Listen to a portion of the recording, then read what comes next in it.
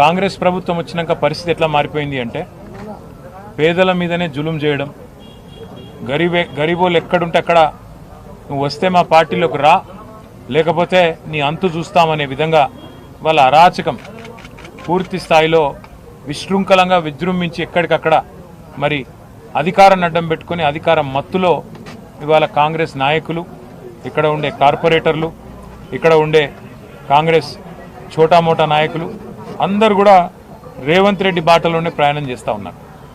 ఇవాళ హైడ్రా అనే ఒక దందా మోపు చేసినారు హైదరాబాద్లో. ఏంది హైడ్రా? హైడ్రా అంటే రేవంత్ రెడ్డి రెడ్డికుంటలో ఇల్లు కట్టుకుంటే కూలగొట్టది. రేవంత్ రెడ్డి అన్న తిరుపతి రెడ్డి ఎఫ్టీఎల్లో ఇల్లు కడితే కూలగొట్టది.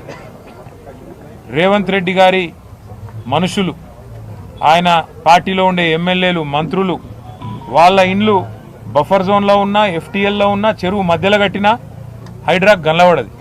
కానీ అదే గరీబోడు కుటుంబం సైజు పెరిగి ఒక ఫ్లోర్ ఎక్కువ వేసుకున్నా లేదా కొద్దిగా ముంగటికి వచ్చినా ఇవాళ చిన్న చిన్న గల్లీలల్లో ఎక్కడైతే కనీసం ఒక ఆటో కూడా చక్కగా రాదో ఆ గల్లీలలోకి వచ్చి ఆ గల్లీలల్లో ఇలా గరీబోళ్ళ మీద ప్రతాపం చూపెట్టి విచ్చలవిడిగా ఎక్కడికక్కడ హరాస్మెంట్ చేస్తూ ఉన్నది ఈ ప్రభుత్వం. ముఖ్యంగా అటు జిహెచ్ఎంసీని ఇటు హైడ్రాని అడ్డం పెట్టుకొని ఇలా రేవంత్ రెడ్డి నుంచి మొదలు పెడితే కింద ఉండే చోటా మోటా చిన్న చిత్కా లీడర్ల దాకా హైడ్రా అంటేనే ఒక బ్లాక్మెయిల్ దందాలాగా మారిపోయింది.